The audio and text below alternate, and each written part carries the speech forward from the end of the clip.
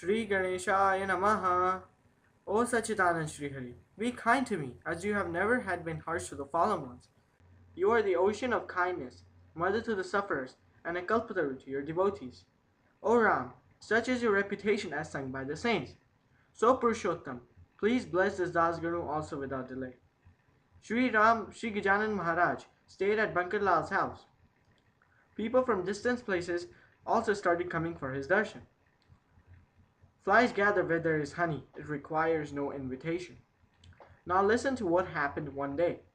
Sri Maharaj was sitting in a jubilant mood. It was morning time. Eastern horizon was red and birds were singing. Soft breeze was blowing and old people sitting in their beds were chanting God's name. Peeping up at the sun from the east drove away the darkness. Pious married ladies were sprinkling water in their courtyard, and calves were running to the cows. At such a pleasant morning, an ascetic came for the darshan of Shri Gajanan Maharaj. With his worn-out clothes, he was looking like a beggar. How can such a beggarly-looking person expect good reception from the rich people sitting around Shri Maharaj? He had a small lion cloth, a kerchief around his neck, and a small bag hanging from his shoulder. His dry, disorderly hair were hanging on his back. He quietly sat in one corner before Shri Gajanan. Amongst many people coming for the darshan of Shri Maharaj, this poor man was totally neglected. Sitting there, he was wondering as to how to get near Shri Gajanan and touch his feet. Having heard about the greatness of Shri Maharaj at Kashi, he had vowed to present ganja to Shri Maharaj. In the first place, now he was finding it difficult to get a chance to fulfill his vow. And if at all he gets a chance, the word ganja would make him face kicks from people around. But after all, his coming to Shri Gajanan was only for the fulfillment of his vow. His vow of offering ganja was because he liked it the most, and so he thought it to be the best offering. While he was thinking so, Shri Gajanan understood, and pointing to him asked the devotees to bring forth that ascetic to him. He was happy to see that Shri Gajanan knew everything that was going on in his mind. Saints know everything of the past, present, and the future. So he now expected Shri Gajanan to know the purpose of his coming to Shegam. When he was brought forth, Shri Gajanan Maharaj said, "Take out the bundle which you have been keeping in your bag for the last 3 months." Overwhelmed with joy, the ascetic started rolling like a child before Shri Maharaj. Maharaj said, "Shamelessly do you want to offer ganja to me and now feel shy to take it out of your bag?" The shrewd ascetic said that he would take out and offer ganja with a request that the offering be accepted permanently by Shri Gajanan Maharaj as a token of his remembrance. He further said, "I know that you do not need ganja, but kindly accept it as my humble offering." All desires of devotees are fulfilled by God. For example, Anjani prayed to Lord Shiva to come to her womb and take birth as her child. Lord Shiva accepted and took birth as Maharudra Hanuman.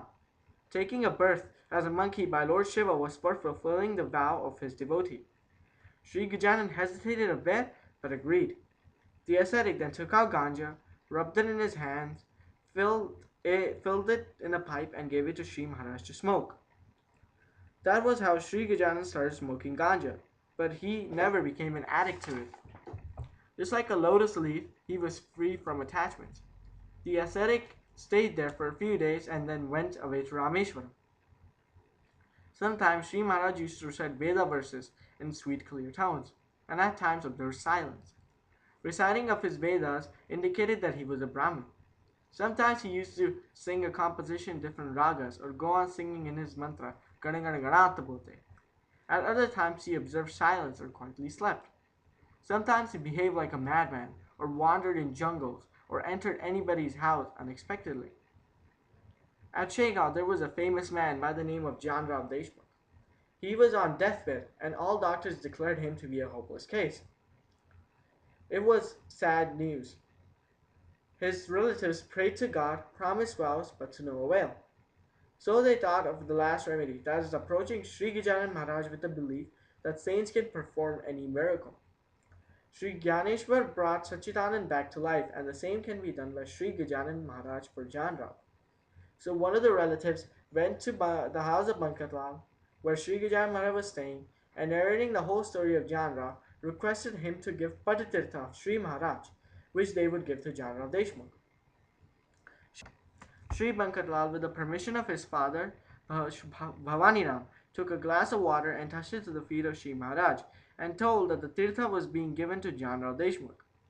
Shri Gajanan Maharaj gave his consent. Thereafter, the tirtha was given to General Deshmukh, who immediately regained consciousness and thereafter slowly recovered from the illness. All the medicines were stopped and Jandra was kept on the daily dose of tirtha from the feet of Shri Gajanan Maharaj. He gained his normal health within a week and went to Sri Bhavaniram's house for the darshan of Shri Gajanan Maharaj. Look, the water from the feet of Shri Maharaj had the effect of nectar. This is so because the saints are gods in Kali Yuga. With such a happening, one may say that nobody should die in Shegaon as long as Sri Gajanan Maharaj is there. But it is not logical. Saints do not prevent death, nor do they behave against nature. But they can avoid death if it's unnatural or accidental. Sri Dyaneshwar avoided the death of Sri Satchidananda and Nevsham, but the same Satchidananda later on had to die at Alandi. This means that the saints can check a natural accidental death, and it is not at all difficult for them. There are three types of death: Adhyatmic, subjective, which means natural or destined; Adibhautik, phenomenal, which means by material effect; and Adidevik, God sent, which means accidental or unnatural. Of all these three, the first is the most powerful and nobody can check it. The second, that is Adibhautik death, is a result of bad habit and undisciplined life, which gives rise to various diseases in the body. But this death can be averted by the help of a competent doctor. The third, that is Adidevik death, can be prevented by prayers and blessings of saints. This category is again divided into two types: Bhautik, which means by material effect, and Devik, which means by displeasure of God. Adhyatmic, that is natural or destined death, cannot be prevented by anybody. Remember that Abhimanyu, the son of Arjun, died in the presence of Sri Krishna himself. Jandra's death was of an unnatural type, and so could be prevented by Shri Gajanan Maharaj. Some deaths can be averted by vows of offering to God, but it should be done with full faith in the Almighty. In fact, it is the strength of faith itself that works to prevent the unnatural type of death.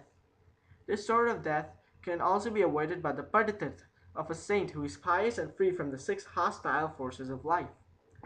One should surrender to a real saint only and keep away from hypocrites. After his full recovery, Deshmukh celebrated the blessings by feeding hundreds of people at the mutt where Shri Gajanan Maharaj stayed. Incidents of saving Deshmukh created problems for Shri Gajanan Maharaj, and to avoid them he had become rather strict and indifferent to the people. His real devotees, however, could bear with the attitude of Shri Gajanan Maharaj. God Narsinha, by his very appearance, created terror in the minds of people, but Prahalad was not afraid of his outward look.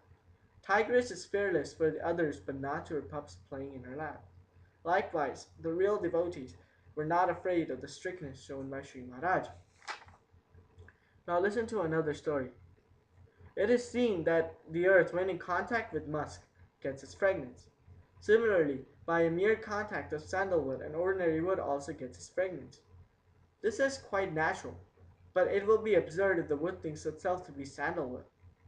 Along with the sugar cane also grow some useless bushes. Saints and Satans are both born on the same earth. Along with the diamonds are found ordinary pebbles too. Though found in one place, they differ in value.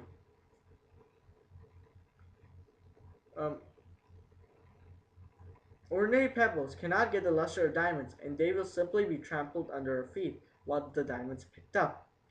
Vithoba Ghato, like an above pebble, a hypocrite, was staying with Sri Gajanan Maharaj at Shegaon. He was dishonest and insincere, but showing off as if he was a great devotee.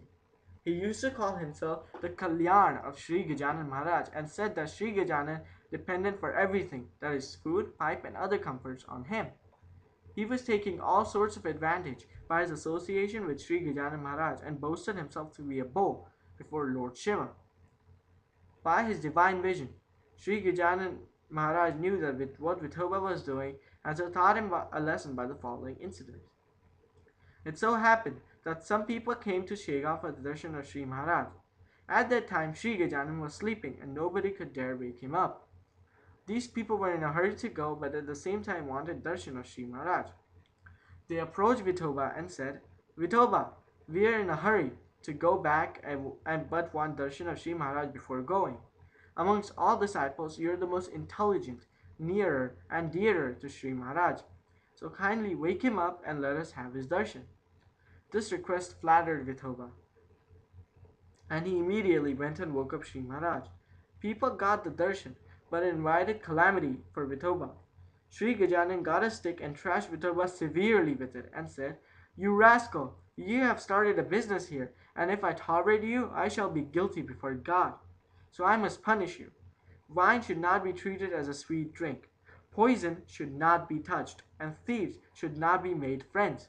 Saying so, he knocked him again with the stick. Vithoba ran away and never returned again. This is how real saints behave.